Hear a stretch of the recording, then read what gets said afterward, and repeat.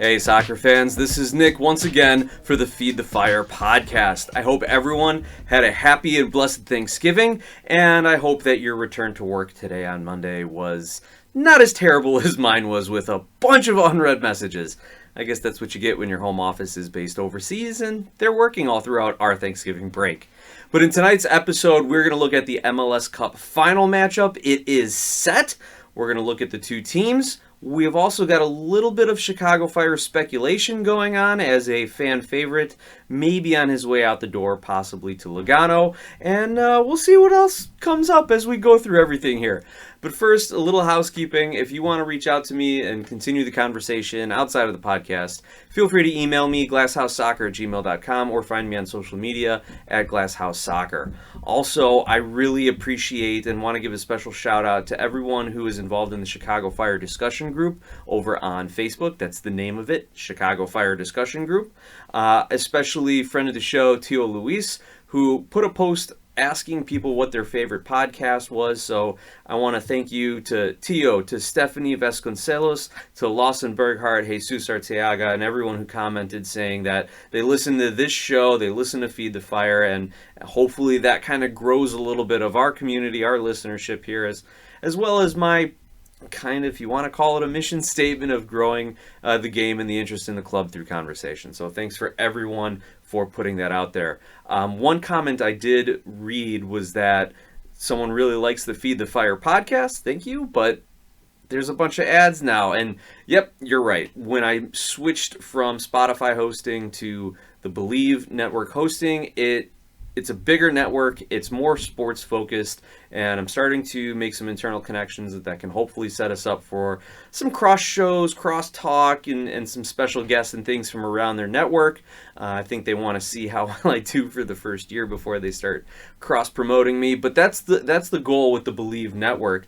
But as a result, I am required to run ads on the show. So what I've done now, after getting some of that feedback, there's no more mid-roll ads. It's all, 30 seconds before, 30 seconds to a minute before, and then maybe, 1 to 2 minutes at the end of the show. So at least you know where they're at, and if you want to skip them, skip them. But, I'd appreciate you listening. Puts a few pennies in my pocket.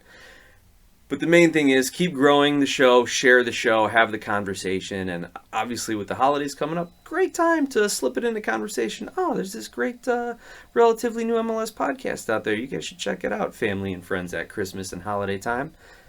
But speaking of MLS, let's get right into the meat and potatoes here. Some more food conversation, because that's what the holidays are for me, food.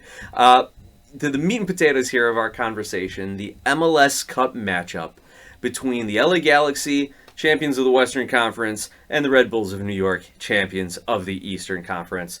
Just don't tell that to Jordi Alba. The LA Galaxy and New York Red Bulls actually don't have much of a recent history head-to-head. They did meet in a preseason friendly this season. Galaxy won 2-0 for what it's worth. But the last competitive match the two teams have played against each other was back in 2021.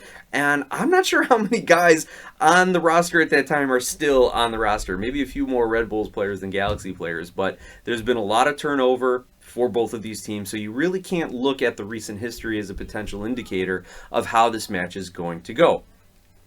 Now, the LA Galaxy finished second in the Western Conference on 64 points. 19 wins, 8 losses, 7 draws, 69 goals for, 50 goals against.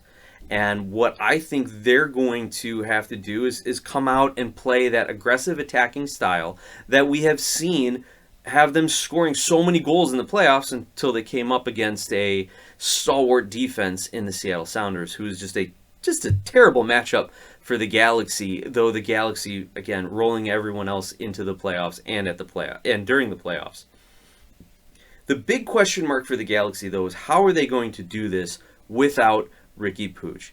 We saw reports come out that he tore his ACL. He is unavailable for the MLS Cup and probably going to be unavailable for, I would say, minimum 6 to 9 months, just kind of comparing it to other players who have been injured and kind of comparing it to my own ACL injury. Now, obviously, I am nowhere near the level of a professional athlete, but my timetable, I had surgery in May, and I was back to kind of playing really light, limited intramural soccer by October. So for me, just to get back out to be able to run and jog and kind of kick a ball around a little bit was about 5 months or so. And I was doing physical therapy. You know, your first 2 weeks after surgery, I was pretty much immobile for the first week, though I had a machine that was constantly flexing my knee. And then the second week, I kind of got to get to my feet a little bit, but still had that machine flexing my knee. Week 3, I'm starting physical therapy 3 times a week. That was my journey back from my non-contact ACL injury, and I was lucky that I had no other damage done to any other ligaments or bones or anything else, muscle damage in my knee. We saw how Cristian Roldan came in and cleared out Puig in the play that people suspect led to the injury. We don't know for sure because Puig continued to play throughout the rest of that game. He finished the game. He played almost, again, assuming that tackle in the 61st minute was the ACL injury. He played for over a half hour with a torn ACL and got the game-winning assist to Joveljic. So that's an amazing accomplishment, and it shows you, one, hopefully he didn't do too much more damage to his knee and that it was a clean tear and that they're going to be able to quickly operate, repair, or give him a new ACL. For me, they took some hamstring ligaments and created a new ACL for me. For him, who knows? He's got probably some of the best medical treatment in the world behind him. So we'll see what kind of procedure they go through and how quickly his rehab is. But if it is clean, if there's no other issues with it, then again, based on my timetable, based on what I have seen other professional athletes do, I would say minimum 6 to 9 months recovery for him. So, he'll be back just in time for Leagues Cup next summer, guys. That's just what we all want. See Riqui Puig come back from an injury for Leagues Cup. Yeah, perfect. But the one thing I will say about it now is, got a lot of arthritis in my knee, and that injury was about 15 years ago, I want to say, if I can do the quick math in my head here. But yeah, that's the big storyline, is how is LA going to continue their high flying offense, if you want to call it that, the attack offense, the coordination, because we've seen it. We saw it in Chicago. Puig gets the ball and he drives forward, and Chicago actually did a really good job controlling the game against Puig, and just kind of, it was almost kind of the Jordan rules, right? Not the Jordan rules, but the Jordan defense. Let Puig do whatever they want as long as you can lock down everyone else. But as soon as Puig got into that attacking third, that's when you saw the clamp down on him, so he wasn't getting off as many shots, at least here in Chicago. Now, the way Seattle did it, they approached the game, and we heard quotes from Schmetzer and Cristian Roldan saying, we want to make Puig play laterally, and we're going to body him, we're going to play him physically. Now, whether or not you think Cristian Roldan played him a little too physically, whether that was a fair tackle or foul play, it was at least yellow card worthy in the eyes of the official. I believe it was Drew Fisher, so that's an experienced MLS ref. I think he was named MLS Referee of the Year, so he absolutely gets the benefit of the doubt on the call that he made, and I don't think it went to a VAR check for potential malicious conduct or willful misconduct, and I may be mixing up the IFAB rules and definitions with my own legal definitions here, but not enough to merit a red card. Though watching the replay and seeing Roldan come in and just clear him out, I could see why some Galaxy fans might be calling for a red card on that one. But at the end of the day, the LA Galaxy are going to have to figure out a way to continue to distribute the ball to their best attacking players without Riqui Puig. And I don't think you change the game plan. I just think you change how you get them the ball, whether it's wingbacks pushing forward or whether it is just having someone try to fill in for Puig in the middle. Now, speaking of their attacking players, who are the guys to watch for the Galaxy? Now, if you look at their top goal scorers, Gabriel Peck, MLS Newcomer of the Year, he's got 16 goals on the year. Joveljic with 15, Riqui Puig with 13, the third leading goal scorer on the Galaxy. Joseph Paintsel with 10 goals, and we've got Diego Fagundes with 4, and then there's a number of players who have 2 or 1 goals as well. So they're not without other options, but it's Peck, Joveljic, Puig, and Paintsel. Those are your guys when it comes to goal scoring. When it comes to picking up the assists now, you're still seeing those 3 of those same 4 guys.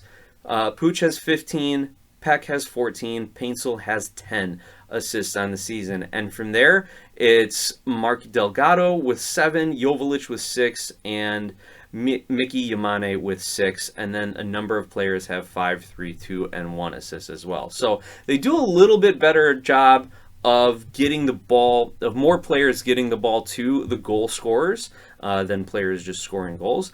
But that is something that they are going to have to do even more now without Riqui Puig in the lineup.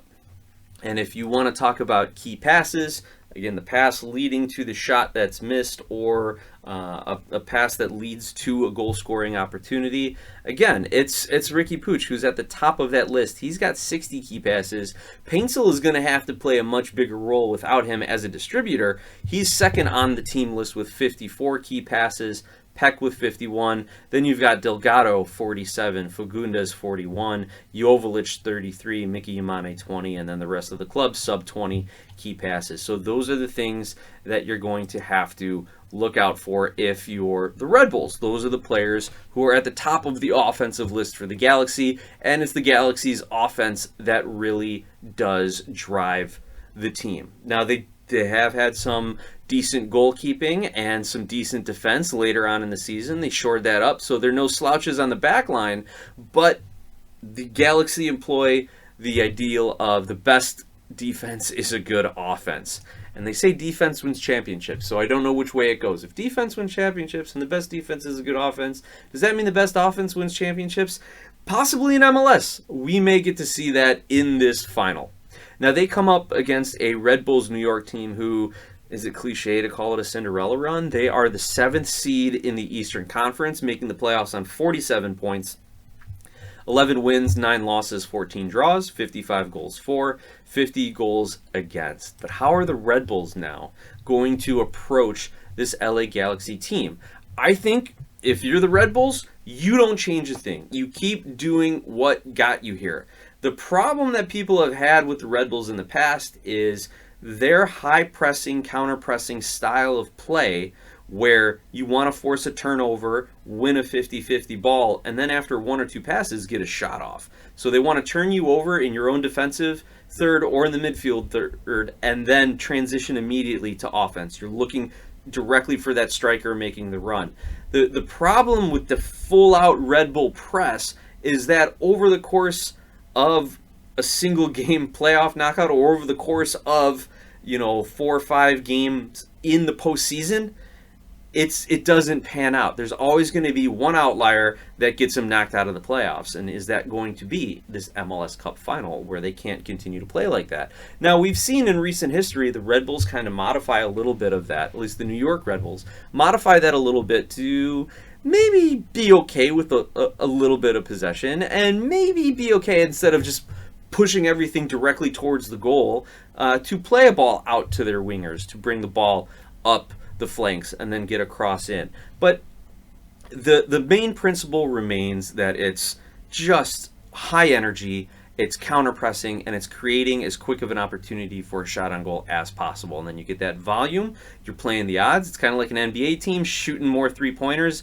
early on in the shot clock than trying to run it down and get a look in the low post or something for a high percentage two-pointer. That's what the Red Bulls are doing. They're playing the percentages here. If they can counter-press and turn you over, by the odds, every other time, that 50-50 ball, they're going to get it, and then they're going to create a shot out of it. And if you do that enough times, you're going to create, hopefully, a couple, 3 goals a match. So we'll see if the Red Bulls can continue to do that against a Galaxy team that knows how to hold the ball, but also knows how to counterattack through the press, albeit they're going to have a more difficult time without Puig in the lineup. Also, if the Red Bulls are going to continue to stick with their plan, that does open them up to the counterattack. And teams who are successful counterattacking teams are going to have success against the Red Bulls. That's kind of your rock, paper, scissors of soccer tactics. If you're going to sit in the low block, then a team with possession is going to beat you. If you're going to be a team with possession, then a team who counterattacks could beat you. If you're going to be that counter-pressing, full up the field, or I should say then the counter attacking is going to get beat by a team who sits in a low block, and then you throw the Red Bulls in there somewhere. I think that falls along the lines of more the defensive, the low block, and the counter. Or I'm sorry, I think that falls in line a little bit more of the possession, because they're trying to turn you over, and they're pushing, trying to control possession without the ball, as they say. So if they want to be that possession team, again, possession without the ball, controlling the game without the ball, then a counterattack is going to beat you. Because once the Galaxy get past that first counter-pressing Red Bulls player or pressing player, now it's almost an odd man situation. And the Red Bulls defenders have to figure out, are they going to commit, or are they going to drop back and allow the Galaxy to play the ball forward? If they commit and get beat in that odd man situation, the Galaxy have the talent to make them pay for it. So, but if you're Red Bulls at this point, you're not changing anything. That's what you're going to live and die by, and that is how the game is going to have to go. You're going to have to live with LA getting 1 or 2 goals, and you're going to have to hope that you can get 2 or 3. At least that's my humble analysis here. Now, looking at the Red Bull roster, who are they going to have to rely on this season? Definitely not the goal-scoring prowess of the Galaxy lineup, but dangerous players in their own right. Lewis Morgan leads the club with 13 goals, followed by Emil Forsberg with 9, Elias Manuel with 8, and then Cameron Harper with 5. Those are your 4 leading scorers on Red Bulls, and you've got a number of players who have 4, like Dante Van Zier, and then 3, 2, 1 goals throughout. So there are players who have pitched in, but it really comes down to Morgan, Forsberg, and Manuel. As far as sparking the offense, your assist guys here, it's Dante Van Zier, the only player on the team with double-digit assists with 10.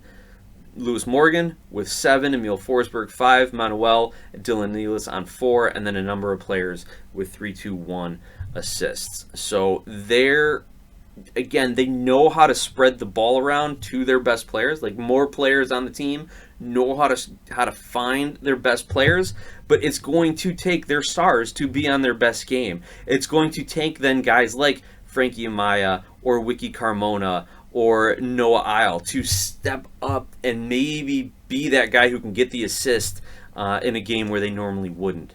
And if you want to look at key passes, you've got John Token, who's got 55 key passes, Lewis Morgan, 46 key passes, Emil Forsberg, 34, and then Nealis and Van Zier, 33, Carmona, Harper, 25, 24, Edelman, 22. So it's going to be those guys who are, 5 or 6 men down in these statistical categories who have to step up, who have to make their plays, who have to be an impact player on this game if the Red Bulls are going to have a chance to win. We know what the Galaxy are bringing, and the Galaxy, if their impact players are their best players, and if they continue to score 3, 4, 5 goals in a game, I don't think Red Bull can match that.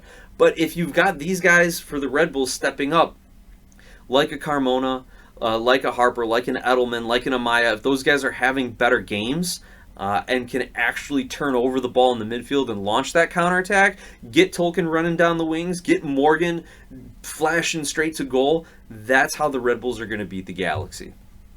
My prediction, I still think the Galaxy win this one. I think it's going to be a 4-2 victory. I think the Galaxy will go up, and then when Red Bulls are really, really pressing for that equalizer, I think the Galaxy will get a late one just to seal it. But yeah, I do think we're going to see some goals in this match, which is usually against conventional thinking. Most teams are going to the conventional thinking is kind of sit back, feel each other out, get through the first 10-15 minutes of nerves in a cup final.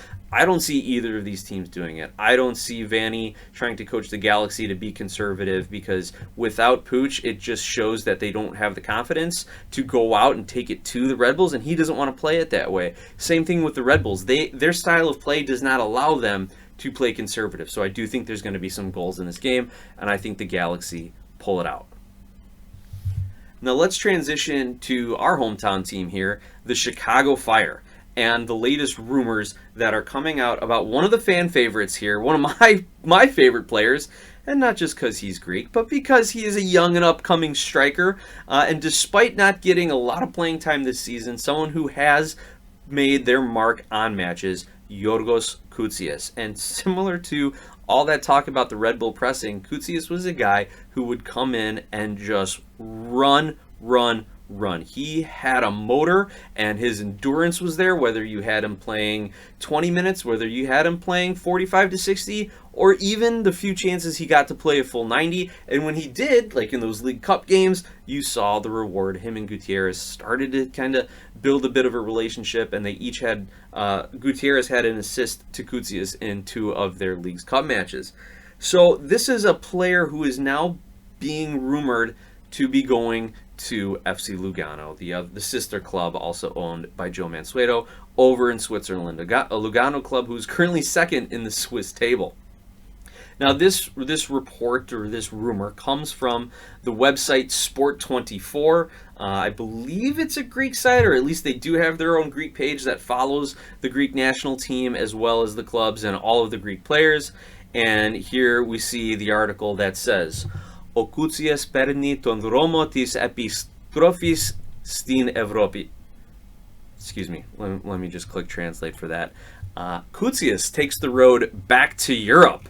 And the article says that Koutsias is preparing to take the road to return to the old Epirus after 2 seasons with the Chicago Fire and MLS. And that's definitely mistranslation. The old continent, old Europe, after 2 seasons with the Fire. The obvious solution of Lugano and the interest of PAOK, P-A-O-K, due to the percentage it maintains in the rights of the Greek striker. So a little lost in translation, despite as good as Google's gotten lately. But they say the obvious transfer for him is to go to Lugano, and this is in the best interest as well of his prior club, PAOK, in the Greek league, because they still have a sell-on percentage. The article continues, Koutsias is close to completing his tenure in MLS and the Chicago Fire, according to information from Sport24 from itself. The 20-year-old forward has failed to win a starting position, and despite having an active role in the rotation of a far from good team. That part was not lost in translation right there. The Fire finished last in the regular season in the Eastern Conference, although it does not seem to be enough. It was for neither side.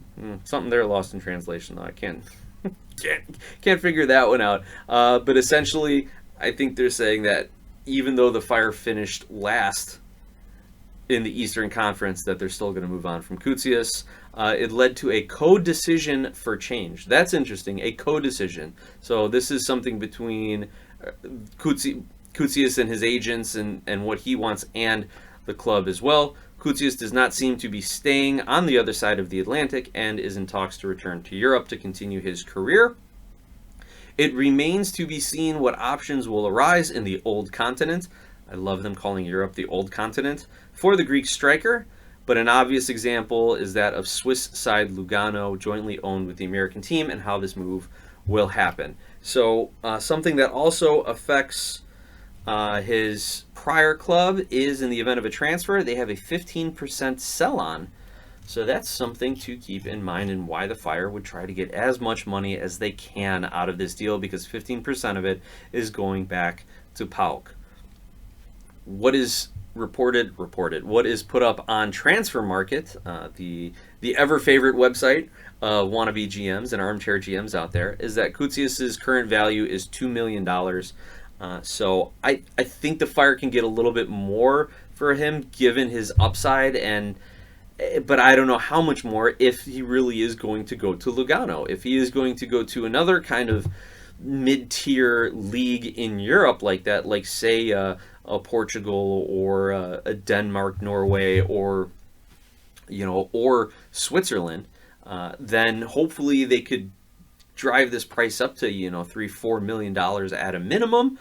We know that the price for MLS players and MLS strikers is going up, especially some of these players that they import and develop and then resell. However, in this case, the Chicago Fire really haven't developed Georgios Koutsias very much, if at all. In his 2 seasons, he's played a total of 57 games. 13 starts in 2023, 5 starts this season. So definitely fell out of favor, oddly enough, when Frank Klopas took over as the head coach of the Chicago Fire.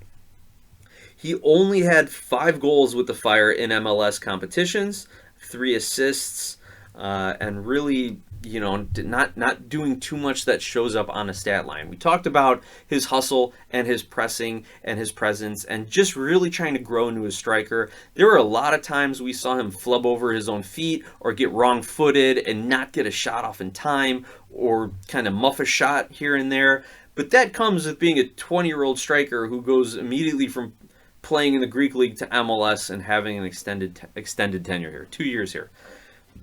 I think that with more time and proper coaching, he would have developed into a solid number 2 striker in MLS, or the worst case scenario, a third striker getting that consistent 30 to 40 minutes off the bench and continuing a little bit of a run of form, scoring every other game or something like that. I think he had those capabilities. In prior episodes, we said, what kind of striker is he? Is he a hold-up striker? Is he a slashing, cutting striker? Is he a false nine who's going to drop to the middle of the field and kind of orchestrate things? I think we saw him at his most effective as kind of being that fox in the box kind of guy, to use an old term. That he gets into the right places, he finishes when he's, inside the box. He can take a good shot from outside the box if he needs to. We saw him in the Montreal game last season where he just kind of bowls through a few Montreal players. This is 2023 season and contributes with a goal and an assist. But I think his potential is that in the box striker, that target striker, so to say. And who do we know that is also like that?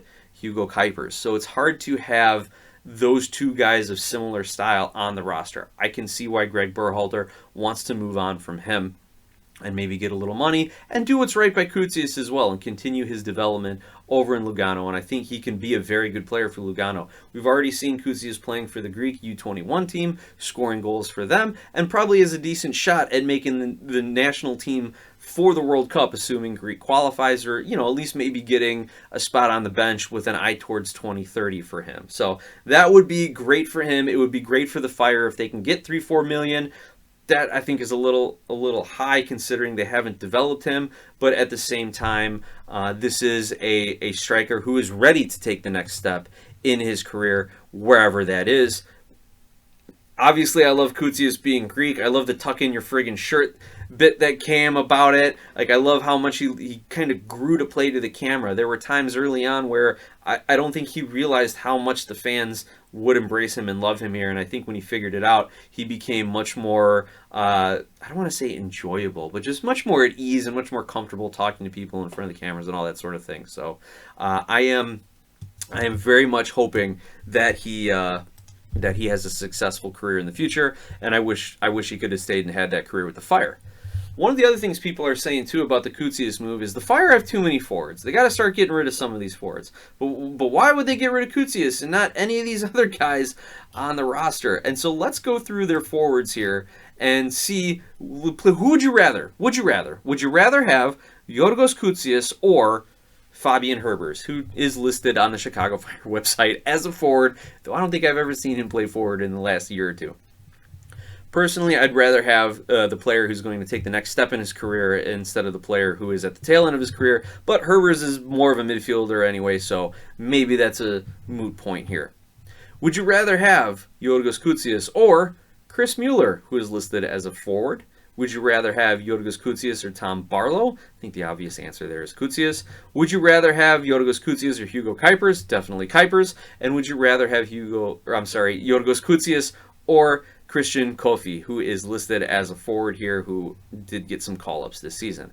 Out of that batch of forwards, I think it's Koutsias than Koutsias. So unless the Fire are planning on bringing in some other well-paid, good, developed striker, oh, are we foreshadowing here? I'm not reporting anything, but maybe that's what's in the works. Can we read between the lines here and say, if they're going to get rid of Koutsias, who's probably the second best striker on their roster, they've got to be bringing someone else in. At least that's what I'll say. Now let's also look at the midfielders here too, because we know that a lot of midfielders have been playing out of position and pushing forward and all that sort of thing. None more than like Marin Haile Selassie or Ariel Lassiter, who are kind of de facto forwards, or Selassie, who actually was in the lineup as a forward for a handful of games this season. But we know that Lassiter is not being brought back to the team. However, Selassie is. So would you want Haile Selassie to be your second striker next to Hugo Kuipers? I don't think Greg Berhalter wants that at all. I think Haile Selassie is much better out on the wing, taking guys one-on-one, and then creating for the strikers. However, he does like to shoot first in certain circumstances, which may take away the opportunities from Kuipers. But with good coaching and good tactics, I think you can get around that. The other midfielders listed here, Kellen Acosta, Gaston Jimenez, Brian Gutierrez, Javi Casas, Fede Navarro, Sergio Orahel, Jonathan Dean, David Pareba. Those guys are not attacking players with the exception of David Pareba. We saw him get the MLS Next Pro Golden Boot and League MVP. So he is a guy who I hope to see now slot into that third striker spot with the Chicago Fire, where they have Hugo Kuipers, whoever they're going to sign, and then Pareba as the guy coming off the bench to provide some late game impact.